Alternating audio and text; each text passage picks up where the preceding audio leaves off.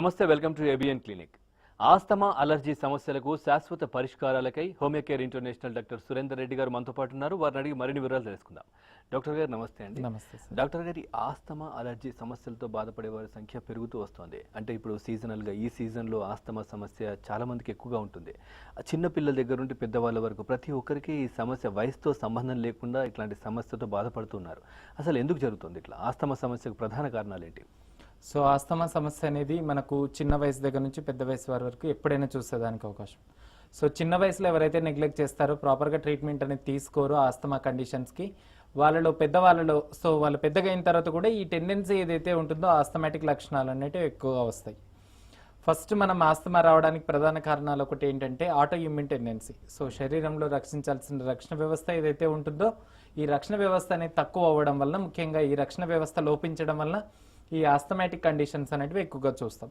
రెండవది జన్యుపరమైన కారణాలు, మూడవది వచ్చేసి పొల్యూషన్, తర్వాత నాలుగవది వచ్చేసి ఎక్కువగా దుమ్ము ధూళి ఇట్లాంటి వాటిల్లో తిరగడం, తర్వాత కెమికల్ రియాక్షన్స్కి ఎక్కువగా ఎక్స్పోజ్ అవ్వడం, తర్వాత ఇండస్ట్రియల్ ఏరియాల్లో ఎక్కువగా ఉండడం, దీంతోపాటు పావర్టీ అనేది తక్కువగా ఉండడం. సో ఇలాంటి లక్షణాలు అనేటివి మనం ఎక్కువగా చూస్తుంటాము.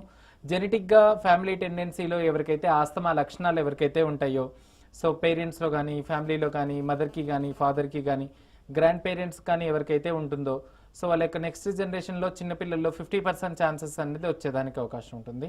దీంట్లో మెయిన్గా రీజన్స్ ఏంటంటే చిన్నప్పుడే మనం ఆస్తమాని గుర్తించే అవకాశం ఉంటుంది. సో ఫస్ట్ వీళ్ళకి ఏంటంటే అలర్జిక్ సీజన్స్లో ఎక్కువగా ఫస్ట్ అలర్జీ సిమ్టమ్స్ ఏవైతే ఉంటాయో దీంతో ఎక్కువగా బాధపడే అవకాశం ఉంటుంది. లేటర్ ఆన్ స్టేజెస్లో దీన్ని ప్రాపర్గా క్యూర్ ఎవరైతే చేసుకోరో వాళ్ళలోని ఈ ఆస్తమా సిమ్టమ్స్ ఏవైతే ఉంటాయో ఈ ఆస్తమా సిమ్టమ్స్ అనేటివి తర్వాత వాళ్ళ యొక్క సిమ్టమ్స్ ఎక్కువగా చూసే అవకాశం ఉంటుంది. డాక్టర్ గారు, ఈ ఆస్తమా సమస్యతో బాధపడుతున్న వాళ్ళలో ఎక్కువ శాతం చిన్నపిల్లలే ఉంటారు. అసలు ఎందుకు అట్లా? సో బాడీ శరీరంలో ఇమ్యూనిటీ తగ్గిపోవడం. సో ఫస్ట్ ఏంటి వాళ్ళ బేసిక్ రియాక్షన్ ఫస్ట్ అలర్జీ అని అంటారు. సో అలర్జీ అని అంటే చిన్నపిల్లల్లో కామన్గా మనం ఈ సీజన్స్లో రైనీ సీజన్స్ దగ్గర నుంచి టిల్ సమ్మర్ వరకు మనకి ఏంటి ఈ కోల్డ్, తర్వాత కోల్డ్తో పాటు రన్నింగ్ నోస్ అంటే ముక్కు కారడం, దీంతోపాటు దగ్గు రావడం, దీంతోపాటు ఫ్రీక్వెంట్గా ఫీవర్ రావడం, లో గ్రేడ్ ఫీవర్ కానీ హై గ్రేడ్ ఫీవర్ కానీ, frequent upper respiratory tract infections అని అంటారు. సో ఈ అప్పర్ రెస్పిరేటరీ ట్రాక్ట్ ఇన్ఫెక్షన్స్ అనేవి కామన్గా వస్తాయన్నమాట. సో ఈ కోల్డ్ని ప్రాపర్గా ట్రీట్మెంట్ అనేది తీసుకోకపోతే అది లోపలికి వెళ్ళిపోయి మనకు ఈ శ్వాసకోశ నాళం మీద ఎక్కువగా ఇబ్బందులు అనేవి చూపిస్తాయి. సో ఈ చూపించే వాటిల్లోనే మెయిన్గా ఈ బ్రాంకియల్ ఆస్తమా అనేది కూడా డెవలప్ అయ్యే అవకాశం ఉంటుంది. సో కొందరికి ఫ్యామిలీలో ఎవరికైనా నేను ఇంతకుముందు చెప్పినట్టు జెనెటిక్గా కానీ ఫ్యామిలీలో టెండెన్సీలో కానీ ఎవరికైనా ఇలాంటి ఆస్తమా కండిషన్ అనేది ఉంది అని అంటే అది డైరెక్ట్గా చిన్నపిల్లల్లో వాళ్ళ యొక్క 3 years 4 years సో 6 months దాటిన తర్వాత నుంచే వీళ్ళకి ఆస్తమా లక్షణాలు చిన్నపిల్లలు ఎక్కువగా చూపించే అవకాశం ఉంటుంది. బట్ లేని వాళ్ళలో ఏంటంటే 2 to 3 years తర్వాత వాళ్ళకు జనరల్గానే ఈ అలర్జిక్ టెండెన్సీతో పాటు తర్వాత ఆస్తమా లక్షణాలు అనేటివి స్టార్ట్ అవ్వడం జరుగుతుంది. ఓకే డాక్టర్ గారు, మనతో మాట్లాడడానికి ఫస్ట్ కాలర్ ఆలీ భాషా గారు అనంతపూర్ నుండి కాల్ చేస్తారు. ఆలీ గారు, హలో. ఆలీ గారు నమస్కారం సార్. చెప్పండి. నమస్కారం. డాక్టర్ సురేందర్ రెడ్డి గారు ఉన్నారు, మీ సమస్య ఏంటో అడగండి. సార్ నమస్కారం సార్. చెప్పండి సార్. సార్ నాకు సైన్స్ ఊపిరి సరిగ్గా ఆడడం లేదు సార్. మన డాక్టర్ గారి దగ్గరికి వెళ్తే డిఎన్ఎస్ లెఫ్ట్ సైడ్ అన్నారు, ప్లస్ రైనసైటిస్ అన్నారు. సర్జరీ చేయాలంటున్నారు సార్. ఇది ఏమైనా హోమియో మార్గం ఉందా సార్? Surgery without surgery. ఎప్పటి నుంచి ఈ ప్రాబ్లమ్స్ ఉన్నాయండి? ముక్కు మూసుకపోవడం, తర్వాత గాలి ఆడకపోవడం ఎప్పటి నుంచి ఉంది ఇది? సార్ నియర్లీ 5-6 years నుంచి ఉంది సార్. 5-6 years నుంచి. ఏమైనా ట్రీట్మెంట్ ఏమైనా తీసుకున్నారా? నేజల్ డ్రాప్స్ కానీ ఇలాంటివి ఏమైనా స్ప్రేస్? నేను ఆట్రవిన్ ఎక్కువ యూజ్ చేస్తుంటా సార్. ఆట్రవిన్. ఓకే అమ్మా, ఎప్పటి నుంచి యూజ్ చేస్తున్నావు? సార్ అంతే సార్, 5 years నుంచి అట్లా యూజ్ చేస్తున్నాను సార్. చలికాలం వింటర్ సీజన్ 4 months చాలా ఇబ్బందిగా ఉంటుంది సార్. చాలా ఇబ్బందిగా ఉంటుంది. ముక్కులు మూసుకుపోతున్నట్టుంటాయా? అవునవును సార్, ముక్కులు కంప్లీట్ మూసుకోపోతాయి సార్. నిద్ర కూడా రాదు సార్. తల నొప్పి వస్తుంది. ఓకే, నిద్ర రాదు, తలనొప్పి వస్తుంది. దీంతో పాటు ముక్కు కారడం కూడా ఉంటుందమ్మా? పొద్దున్న లేచినప్పుడు తుమ్ములు ఏమన్నా వస్తాయా? తుమ్ములేం కానీ ముక్కు ఎక్కువగా కారుతుంటుంది సార్. ముక్కు ఎక్కువ కారుతుంటుంది. ఓకే, చూడండి అలీ గారు, నేను చెప్తాను. మీ వయసు ఎంత చెప్పలేదు sir? 27 sir. 27 years. Okay, job ఏమైనా చేస్తున్నారా sir? Police job sir. Actual గా వింటర్ లో ఎక్కువ నైట్ డ్యూటీస్ ఏమన్నా తిరగాల్సి వస్తుంది. ఫీల్డ్ లో ఎక్కువగా తిరగాల్సి వస్తుంది, అందుకని ఇబ్బంది పడుతుంటాం సార్. ఓకే అమ్మా. సో జనరల్గా ఏంటంటే తనకున్న సమస్యని అలర్జిక్ రైనైటిస్ అని అంటారు. సో ముక్కు కారడం, దీని ద్వారా కళ్ళు మంటట్టు ఉండడం, కళ్ళు రెడ్గా అయిపోవడం, తర్వాత కంటిన్యూస్గా నేసల్ బ్లాకేజ్ అంటే కింద ముక్కులంతా మూసుకుపోయి ముక్కుల్లో గడ్డల్లాగా పెరగడం, దీన్ని నేసల్ పాలిప్స్ అని అంటారు.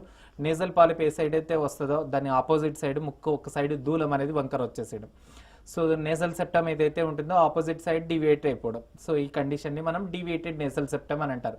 అంటే ముక్కు ఏదైతే ఉంటుందో ఆ ముక్కు దూలం అనేది ఒక సైడ్ వంకర వచ్చేసేయడం, ముక్కు ద్వారా ఎక్కడైతే గాలి తీసుకోవాల్సింది ఏదైతే ఉంటుందో సో ముక్కుల్లో గడ్డల్లాగా పెరిగిపోతాయి అనమాట. ఈ కండిషన్ని మనం నేజల్ పాలిప్స్ అని అంటారు.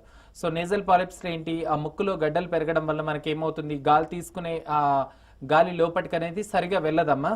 సో వెళ్ళకపోవడంతో అబ్స్ట్రక్షన్ ఏదైతే వస్తుందో చలిగాలికి ఎక్స్పోజ్ అయినప్పుడు ఇమీడియట్గా మనకున్న మ్యూకస్ మెంబ్రెయిన్, ఆ పొర ముక్కులో ఉన్న పొర ఏదైతే ఉంటుందో అది చాలా సెన్సిటివ్గా ఉండడం జరుగుతుంది.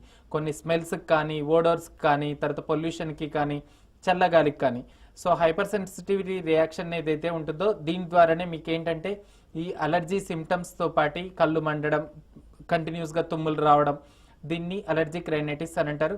అలర్జిక్ రైనైటిస్తో పాటు మీకు ఆ ముక్కు లోపల ముక్కు దూలం వంకర వచ్చిందని అన్నారు, దీన్ని డీవియేటెడ్ నేజల్ సెప్టమ్ అని అంటారు. సో జనరల్గా ఏంటంటే ఈ టెండెన్సీ ఎవరికైతే ఉంటుందో వాళ్ళకు ఆ ముక్కు లోపల గడ్డలు ఏవైతే ఉంటాయో ఆ గడ్డలు కరిగించుకోవాలి, ముక్కు దూలం ఎక్కడైతే వంకర వస్తుందో ఆ వంకరని సరి చేసుకోవాలి. లోపల ఈ అలర్జీ టెండెన్సీ ఏదైతే ఉంటుందో కంటిన్యూస్గా ముక్కు కారడం, ఈ టెండెన్సీ ఏదైతే ఉంటుందో దీనికి హోమియోపతిలో ట్రీట్మెంట్ అనేది ఉంటుంది. అలర్జీ సమస్యలు ఏవైతే ఉంటాయో పూర్తిగా హోమియోపతి వైద్యంతో కొన్ని నెలల పాటు ట్రీట్మెంట్ అనేది తీసుకుంటే పర్మనెంట్గా తగ్గిపోతాయమ్మా. ఓకే డాక్టర్ గారు, నెక్స్ట్ కాలర్ కిరణ్ గారు విజయవాడ నుండి కాల్ చేశారు. కిరణ్ గారు, హలో. ఓకే డాక్టర్ గారు, ఇప్పుడు ఈ ఆస్తమా సమస్యతో బాధపడుతున్న వాళ్ళ వస్తువులు కానివ్వండి, వాళ్ళ పరిసరాల్లో వాళ్ళ దగ్గర ఉన్నప్పుడు కానివ్వండి, ఇట్లాంటి సమస్య ఇది అంటువ్యాధా, వేరే వాళ్ళకి వచ్చే అవకాశం ఉందంటారా? సో ఆస్తమా అనేది మనం ఎప్పటికీ అంటువ్యాధి అని చెప్పము. సో ఇది అంటువ్యాధి కూడా కాదు. సో జనరల్గా ఏంటంటే ఆస్తమాలో మనకు అది మన బాడీ టెండెన్సీ, అంటే మన బాడీ శరీరంలో ఇమ్యూనిటీ అనేది తక్కువగా ఉన్న వాళ్ళలో సో జనరల్గా ఏంటంటే ఈ ఆస్తమా లక్షణాలు అనేటివి ఎక్కువగా చూస్తాం అనమాట. సో వీళ్ళకి ఏంటి, రైనీ సీజన్లో సడన్గా ఎక్స్పోజ్ అవ్వగానే కోల్డ్ వెదర్కి కానీ, కోల్డ్ సీజన్స్కి కానీ, లేకపోతే చల్ల వాటర్ తాగినా కానీ, కూల్ డ్రింక్స్ తాగినా కానీ, సో ఇమ్మీడియట్గా వాళ్ళు ఎవరైతే ఆ అలర్జెన్ టెండెన్సీకి ఎవరికైతే ఎక్స్పోజ్ అవుతారో ఆ కోల్డ్ వాటర్కి కానీ ఎక్స్పోజ్ అవ్వగానే ఇమ్మీడియట్గా వాళ్ళకి ఏమవుతుంది, ఈ లోపటి నుంచి శ్వాసనాళం ఏదైతే ఉంటుందో దీన్ని మనం ట్రేకియా అని అంటారు. ట్రేకియా దగ్గర నుంచి మళ్ళీ డివైడ్ అయిపోయి కుడి సైడ్ ఎడమ సైడ్ మనకు బ్రాంకైస్ అని అంటారు. సో ఈ బ్రాంకైస్ ఏంటి, ఒక్కసారిగా మూసుకపోతాయి అనమాట. సో ఈ మూసుకపోవడం, ఈ టెండెన్సీ ఎవరికైతే ఉంటుందో ఆ మూసుకపోయే టెండెన్సీ దీన్ని మనం బ్రాంకో కన్స్ట్రిక్షన్ అని అంటారు. సో బ్రాంకో కన్స్ట్రిక్షన్ ఎవరికైతే అవుతుందో సో ముక్కు ద్వారా గాలి అనేది లోపలికి వెళ్ళి ఊపిరితిత్తుల్లో లాస్ట్ స్టేజ్ వరకు వెళ్ళకపోవడం అనేది జరుగుతుంది. సో దీనివలన ఆయాసం రావడం, దీంతో పాటు ఛాతి మొత్తం బరువుగా ఉండడం, దమ్ము వచ్చినట్టు ఉండడం, ఆయాసం వచ్చినట్టు ఉండడం, పిల్లి కూతల్లాగా వచ్చేసేయడం, చెస్ట్ అంతా బరువుగా ఉన్నట్టు ఉండడం, ఈ లక్షణాలే ఆస్తమాలో కనిపిస్తాయి. సో దీని ద్వారా వచ్చే కఫ్ వస్తుంది, but very little quantity sputum అనేది వస్తుంది. సో తెమడ ఏదైతే కూడా వస్తుందో అది ఒక్కొక్కసారి ఎర్ర కలర్లో ఉండొచ్చు లేదా తెలుపులో ఉండొచ్చు. దీని ద్వారా ఇన్ఫెక్టివ్ కాజెస్ అనేటివి ఏవి ఉండవు. ఇది మనకు ఒక ఆటో ఇమ్యూన్ డిజార్డర్, వేరే వాళ్ళకి ట్రాన్స్మిట్ అయ్యే రకమైన వ్యాధి కాదు, అంటువ్యాధి అసలే కాదు. ఓకే డాక్టర్ గారు, నెక్స్ట్ కాలర్ నారాయణ గారు గుంటూరు నుండి కాల్ చేస్తారు. నారాయణ గారు చెప్పండి, మీ సమస్య ఏంటో అడగండి, డాక్టర్ గారు ఉన్నారు. సార్ నమస్తే అండి డాక్టర్ గారు. చెప్పండి సార్. సార్ ఇది నాకు బాగా ఫ్లమ్ వస్తుంది సార్, ప్లస్ ఊపిరి కూడా ఆడట్లేదు. ఓకే. అది బాగా గొంతులో ఏదో అడ్డం పడినట్టు చిరాకు చిరాకుగా బాగా ఫ్లమ్ వస్తుంది సార్. అది ఓకే. స్మోకింగ్ ఏమైనా చేస్తారా? నైట్ టైము ఏం సార్? స్మోక్ ఏమైనా చేస్తారా? చేస్తాను సార్. ఎన్ని సిగరెట్లు తాగుతారు? Daily 1 or 2. ఓకే. జనరల్గా ఫస్ట్ ఏదైతే ఉందో మీరు ఫస్ట్ స్మోకింగ్ అనేది తగ్గించాలండి. క్రానిక్ స్మోకర్స్లో ఏంటంటే క్రానిక్ బ్రాంకైటిస్ అని అంటారు. క్రానిక్ బ్రాంకైటిస్ అంటే మోర్ దెన్ 2-3 months నుంచి 2 years కంటే పైగా ఇలాంటి క్రానిక్గా కఫ్ రావడం. సో అక్యూట్ స్టేజ్లో బిలో 3 months కండిషన్ని అక్యూట్ బ్రాంకైటిస్ అని అంటారు. అక్యూట్ బ్రాంకైటిస్తో పాటు అప్పర్ రెస్పిరేటరీ ట్రాక్ట్ ఇన్ఫెక్షన్ అని అంటారు. So upper respiratory tract infection అంటే మనకు ముక్కు, తర్వాత గొంతు, దీంతో పాటు ఊపిరితిత్తులు.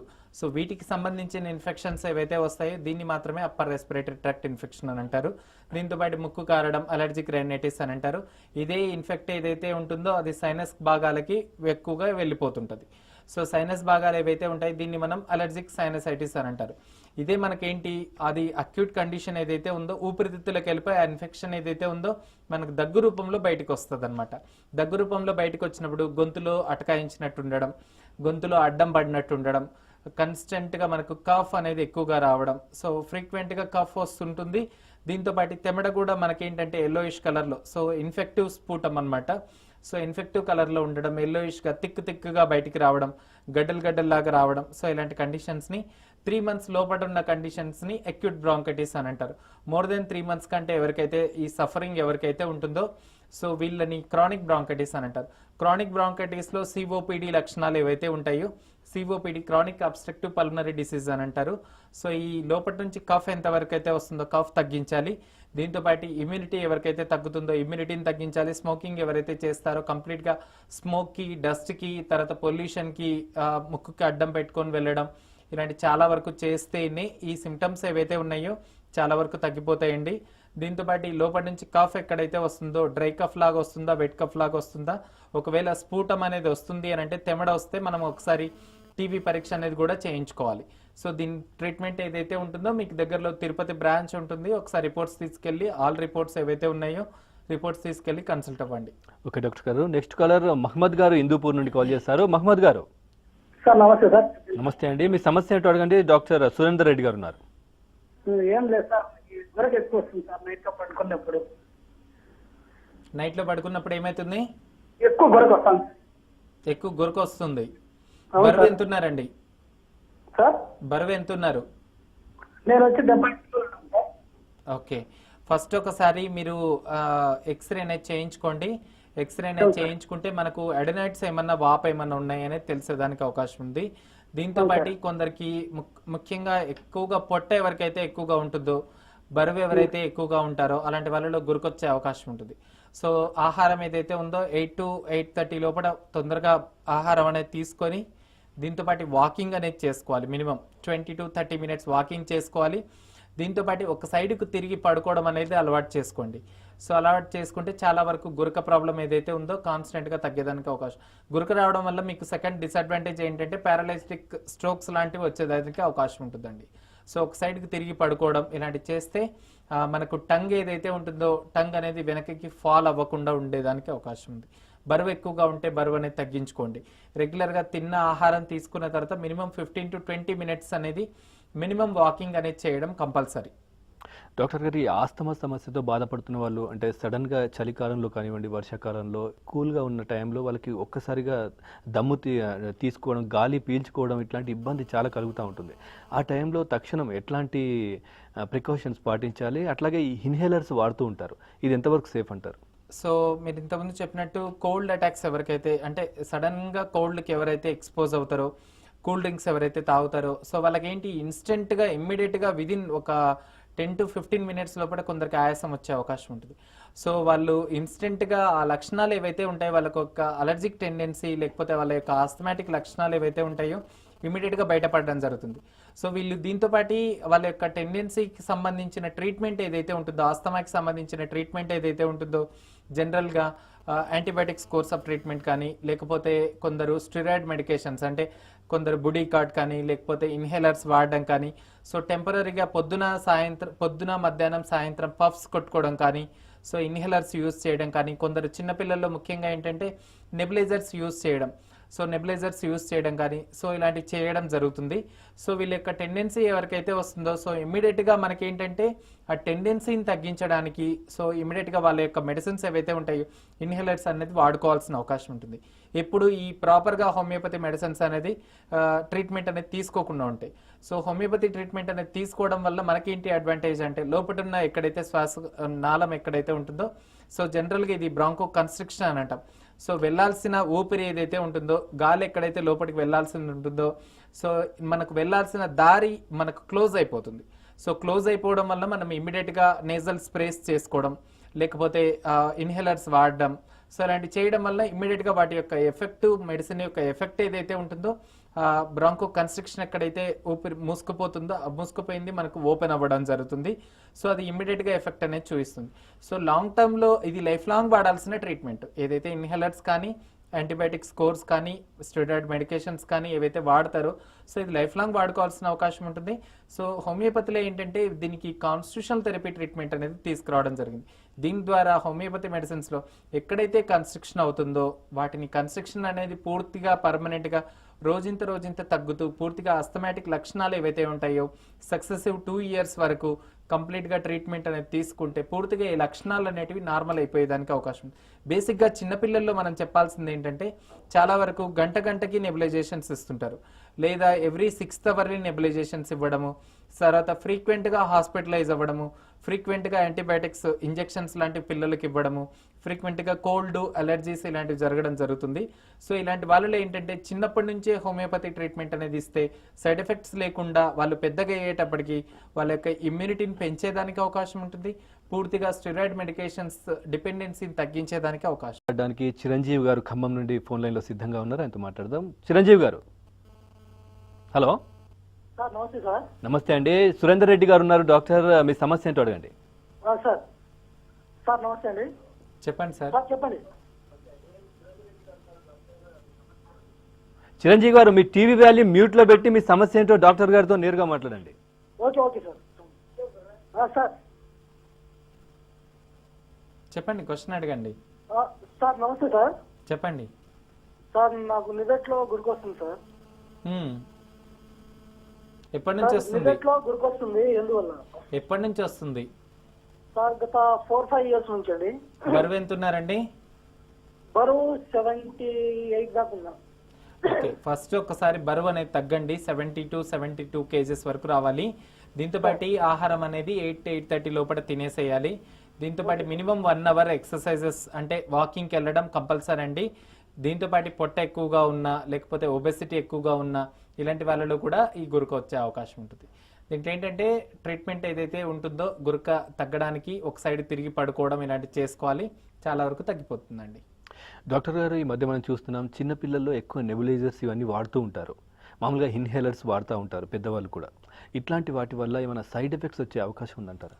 జనరల్గా ఇప్పుడు వాడే మెడిసిన్స్ ఏవైతే ఉంటాయో సో జనరల్గా చిన్నపిల్లల్లో ఏదైతే నెబులైజేషన్స్ ఏవైతే ఉంటాయో సో టెంపరీగా వాళ్ళు బ్రీదింగ్ తీసుకోలేని కండిషన్స్లో సో ఇమ్మీడియట్గా నెబులైజర్స్ పెట్టడం, సో ఇమీడియట్ రిలీఫ్ కోసం ఏదైతే ఉంటుందో ఇమీడియట్ ప్రికాషనరీ మెజర్స్ ఏవైతే ఉంటాయో ప్రికాషనరీ మెజర్స్ తీసుకునే ట్రీట్మెంట్ ఏదైతే ఉందో కంపల్సరీ తీసుకోవాల్సిన అవకాశం ఉంటుంది.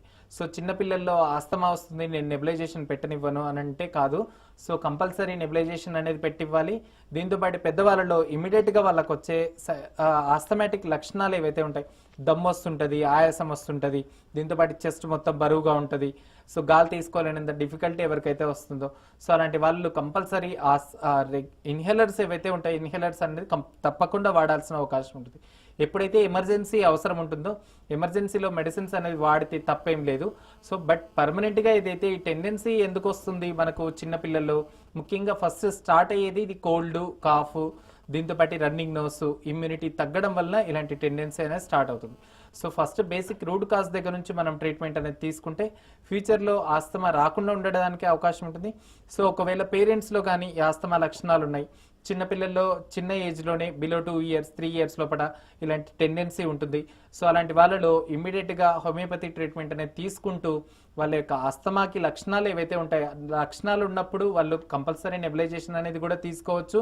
దాంతోపాటు అవసరమైనప్పుడు వాళ్ళ యొక్క టెండెన్సీని బట్టి హోమియోపతిలో కూడా అడ్వాన్స్డ్ మెడిసిన్స్ అనేది ఇవ్వడం ద్వారా పూర్తిగా ఈ అలర్జిక్ టెండెన్సీ తగ్గుతుంది. దాంతోపాటు ఆస్తమా లక్షణాలు కూడా కంప్లీట్గా రికవరీ అయ్యేదానికి అవకాశం ఉంటుంది. పేరెంట్స్కి ఉన్నా పర్వాలేదు, బట్ చిన్నపిల్లల్లో పూర్తిగా ట్రీట్మెంట్ అనేది తీసుకుంటే ఆస్తమా కంప్లీట్గా తగ్గేదానికి అవకాశం ఉంది. ఓకే డాక్టర్ గారు, నెక్స్ట్ కాలర్ పాపారావు గారు నందిగామ నుండి కాల్ చేశారు. పాపారావు గారు, హలో. హలో పాపారావు గారు, మీ సమస్య ఏంటో అడగండి, డాక్టర్ సురేందర్ రెడ్డి గారు ఉన్నారు. ఓకే. హలో చెప్పండి సార్. హలో క్వశ్చన్ అడగండి సార్. నాకు ముక్కులు బిగేసి ఉంటున్నాయి సార్. విజయవాడ చూపిస్తే సైనసైటిస్ అన్నారు సార్. ఓకే. ట్రాన్సిస్ అని 2 చెప్పారండి. ఓకే, మీ వయసు ఎంత? 34 సార్. ఓకే చెప్పండి. ట్రాన్సిస్ సర్జరీ చేశారు సార్. ఓకే. ఈ సైనసైటిస్ వల్ల ముక్కులు బిగేసి ఉంటున్నాయండి. ఈ మధ్య బరువుగా ఉంటుంది సార్. అదే మామూలుగా పై కింద. మ్మ్. అక్కడ ఎక్స్రే తీపిస్తే బ్రోనికైటిస్ అని చెప్పారండి. ఓకే. సో యాంటీబయాటిక్ ఇచ్చాను సార్, ఇచ్చాడు ఆర్ఎంపీ, లోకల్ ఆర్ఎంపీ. ఓకే. మళ్ళీ ఎక్స్రే తీపిస్తే మళ్ళీ బ్రోనికైటిస్ అని వస్తుంది సార్. లైట్ గా వైట్ కళ్ళే పడుతుంది సార్. ఓకే. స్మోక్ ఏమైనా చేస్తారా మీరు? స్మోకింగ్, డ్రింకింగ్ అట్లాంటిది ఏమైనా చేస్తారా? స్మోకింగ్, ఆల్కహాల్ ఏం అలవాట్లేదు సార్. ఓకేనండి. Okay, good. అయితే ఓకేనండి. ఒళ్ళంతా కొంచెం బ్లాక్ అవుతుంది సార్. ఓకే. ఈ ఛాతి బాగా బరువుగా ఉంటుందండి. మ్మ్. ఎక్స్రే తీపిస్తే బ్రోనికైటిస్ అని ఇస్తున్నారు సార్. ఓకే. జనరల్గా ఏంటంటే మీకు ఓ 2 లక్షణాలు ఉన్నాయి. ఒకటి వచ్చేసి సైనసైటిస్ అని అంటారు.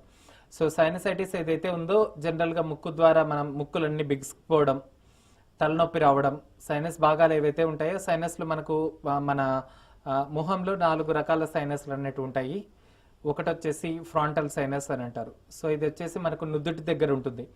రెండవది వచ్చేసి ఇథ్మైడల్ సైనస్ అని అంటారు. సో ఇది వచ్చేసి మనకు కళ్ళ కింది భాగంలో ఉంటుంది. తర్వాత బుగ్గల దగ్గర వచ్చేసి మ్యాక్సిలరీ సైనస్ అని అంటారు. సో కపాలంలో మనకు వచ్చేసి ఇథ్మైడల్ సైనస్, స్పినైడల్ సైనస్ అని అంటారు. సో ఈ సైనస్ భాగాలు ఏవైతే ఉంటాయో జనరల్గా ఈ కోల్డ్ సీజన్స్లో, వెదర్ చేంజ్ అవ్వడంలో, వింటర్ సీజన్స్లో జనరల్గా ఈ సైనస్ ఇన్ఫెక్షన్ ఏదైతే ఉంటుందో ఈ సైనస్లు అన్నిటివి ఇన్ఫెక్ట్ కావడం జరుగుతుంది. ఎందుకు? ఈ వైరస్లు అన్నిటివి కానీ, బ్యాక్టీరియల్ ఇన్ఫెక్షన్ కానీ, స్ట్రెప్టోకోకల్ కానీ, స్టెఫైలోకోకల్ ఇన్ఫెక్షన్స్ ద్వారా ముఖ్యంగా ఈ సైనస్ భాగాలు ఏవైతే ఉంటాయో, సైనస్ గదులు ఏవైతే ఉంటాయో వాటికి ఇన్ఫెక్ట్ అవ్వడం వల్లనే మనకి ఈ సైనసైటిస్ లాంటి లక్షణాలు అనేటివి ఎక్కువగా చూపిస్తుంటుంది. సో సైనస్ దీని తర్వాత ముఖ్యంగా మీకున్న లక్షణాల్లో అక్యూట్ బ్రాంకైటిస్ అని అంటారు. అక్యూట్ బ్రాంకైటిస్ ఏంటంటే టాన్సిల్స్ ఏవైతే ఉన్నాయి, టాన్సిల్టెక్టమీ చేయించిన తర్వాత, ఆపరేషన్ చేసి తీసిన తర్వాత జనరల్గా మనకు ముక్కు ద్వారా వచ్చే ఇన్ఫెక్షన్ ఏదైతే ఉంటుందో టాన్సిల్స్ అనేటివి మనకు అడ్డుగోడల మాదిరి ఆపడం అనేది జరుగుతుంది. సో ఇప్పుడు మీకు టాన్సిల్స్ అనేటివి తీసేశారు. సో డైరెక్ట్గా ఇన్ఫెక్షన్ ఏదైతే ఉందో అది ఊపిరితిత్తుల మీదకి వెళ్ళిపోవడం జరుగుతుంది. సో టాన్సిల్స్ అనేటివి ఏవైతే ఉంటాయో అవి మనకు ఉంచుంటే, అంటే ఆపరేషన్ అవ్వకుండా ఉంటే జనరల్గా ఇన్ఫెక్షన్ ఏదైతే ఉందో టాన్సిల్స్ దగ్గరనే ఆగిపోవడం జరుగుతుంది. టాన్సిల్స్ తీసేశారు కాబట్టి మీకు బ్రాంకైటిస్ అనే కండిషన్ రావడం జరిగిందండి. దీని ద్వారానే మీకు తెమ్మడ అనేది తెల్లగా వస్తుంది. సో తెమ్మడ తెల్లగా వస్తుందని అంటే మనకి ఇన్ఫెక్షన్ లాంటిది ఏమీ లేదు. బట్ బ్రాంకైటిస్ అంటే కంటిన్యూస్గా కఫ్ రావడం, ఇలాంటి లక్షణాలు, ఊపిరి తీసుకోవడం కష్టం అవ్వడం, ఛాతి మొత్తం బరువుగా ఉండడం, ఇలాంటి లక్షణాలు ఏవైతే ఉంటాయో దీన్ని మనం అక్యూట్ బ్రాంకైటిస్ అని అంటారు. విదిన్ 3 months పీరియడ్ లోపల, మోర్ దెన్ 3 months కంటే ఎవరికైతే ఎక్కువగా ఉంటుందో క్రానిక్ బ్రాంకైటిస్ అని అంటారండి. ఇవి వచ్చేసి సిఓపిడి లాంటి కండిషన్స్లో ఎక్కువగా చూస్తాము. మీకు దగ్గరలో ఉన్న బ్రాంచెస్లో, హోమ్ కేర్లో కన్సల్ట్ అవ్వండి. డాక్టర్ గారు, చివరిగా ఈ ఆస్తమా అలర్జీ పేషెంట్స్ అంటే ఎట్లాంటి ఆహార పదార్థాలు తీసుకోవాలి, ఎట్లాంటివి తీసుకోకూడదు? కొంతమంది ఏంటంటే పలానా పలానా ఆహారం మేము తీసుకుంటే, ఏదైనా ఫ్రూట్ కానివ్వండి, ఏదైనా వెజిటేబుల్స్ తీసుకుంటే మాకు ఆస్తమా అనేది పెరుగుతూ ఉంటుంది, స్టార్ట్ అవుతుంది, మాకు వస్తుందని చెప్పి అంటుంటారు. ఇది ఎంతవరకు కరెక్ట్ అంటారు? సో మీరు ఇప్పుడు అన్నది ఏదైతే ఉందో అంటే పండ్లు తీసుకోవడం, లేకపోతే సరిగా కరెక్ట్ వెజిటబుల్స్ ఏవైతే పడని వస్తువులు, సో పడని వస్తువులు ఎవరైతే తీసుకుంటారో ఈ కండిషన్స్ని మనం ఫుడ్ ఎలర్జీ అని అంటారు. సో దీంతో పాటు వాళ్ళకి ఏంటి, ఆ ఫుడ్ తీసుకోగానే ఇమ్మీడియట్గా చర్మం మీద ర్యాషెస్ లాగా రావడం, కొందరికి పొక్కులు వచ్చేసేయడం, తర్వాత రెడ్ కలర్లో బబుల్స్ లాగా వచ్చేసేయడం. సో అది బాడీ శరీరంలో మొత్తం అంతటా, సో అది వచ్చేసేసి మనకు 24 hours నుంచి ఒక 48 hours వరకు ఇలా సిమ్టమ్స్ ఏవైతే ఉంటాయో సిమ్టమ్స్ అనేవి మనకు చూపిస్తుంటాయి. సో జనరల్గా అలర్జిక్ టెండెన్సీ ఎవరికైతే వస్తుందో, సో అలెగ్రా ట్యాబ్లెట్స్ కానీ లేకపోతే సిట్రజిన్ ట్యాబ్లెట్స్ కానీ సో ఇలాంటి వాడుతుంటారు. వాళ్ళ యొక్క టెండెన్సీ ఎవరికైతే ఉంటుందో సో దానికి డిపెండెన్స్, సో వాళ్ళ యొక్క ట్రీట్మెంట్ దాన్ని బట్టి ఒక 2 days కానీ 3 days కానీ అవి వాడడం జరుగుతుంది. సో ఆ ఫుడ్కి ఎవరైతే హైపర్ సెన్సిటివిటీ, అంటే మనం తీసుకునే ఫుడ్, సో అదే సేమ్ ఫుడ్ వేరే వాళ్ళు తీసుకుంటే వాళ్ళకి ఆ టెండెన్సీ అనేది ఉండదు. సో వీళ్ళు ఎవరికైతే హైపర్ సెన్సిటివిటీ అంటే ఆ ఫుడ్కి కానీ ఆ పదార్థాలకు కానీ, సో ఎక్కువ మంది ఏంటి, కొందరు ఎగ్కి కానీ, సోయాకి కానీ, ఫిష్కి కానీ, కొందరు చికెన్కి కానీ, సో కొందరు గోంగూర కానీ, వంకాయ, సో ఇలాంటి కండిషన్స్ ఏవైతే ఉంటాయో పర్టికులర్ ఆ ఫుడ్స్కి ఎక్స్పోజ్ అయినప్పుడు మాత్రమే వాళ్ళకి అలర్జిక్ సిమ్టమ్స్ అనేవి చూపిస్తారు. సో వీటితో పాటు ర్యాషెస్ రావడం, ఇలాంటి సిమ్టమ్స్ ఎక్కువ అయిపోవడం, ఇలాంటి సిమ్టమ్స్ చూస్తుంటాం. కొందరికి ఆస్తమాలో ఏంటి, చల్లగాలికి తగలడం, లేకపోతే కోల్డ్ డ్రింక్స్ తాగడం, కూల్ ఫుడ్స్ తినడం, ఐస్ క్రీమ్స్ లాంటివి తినడం, ఇలాంటివి తీసుకోగానే ఇమ్మీడియట్గా వాళ్ళ యొక్క సిమ్టమ్స్ ఏవైతే ఉంటాయో అగ్రివేషన్ వచ్చేసేస్తుంటుంది. సో అగ్రవేషన్ ఎంతవరకు వస్తుందనేది చూసుకుంటూ వాళ్ళ యొక్క ఇమ్యూనిటీని పెంచుకుంటూ ట్రీట్మెంట్ అనేది తీసుకుంటే పూర్తిగా ఈ సిమ్టమ్స్ అనేవి తగ్గిపోతాయండి. Thank you very much doctor గారు. ఆస్తమా అలర్జీకి సంబంధించి ఏబిఎన్ ప్రేక్షకులు అడిగిన ప్రశ్నలు చాలా వివరంగా సమాధానాలు ఇచ్చారు. ఇది వాళ్ళ clinic. Keep watching ABN Andhra Jyothi.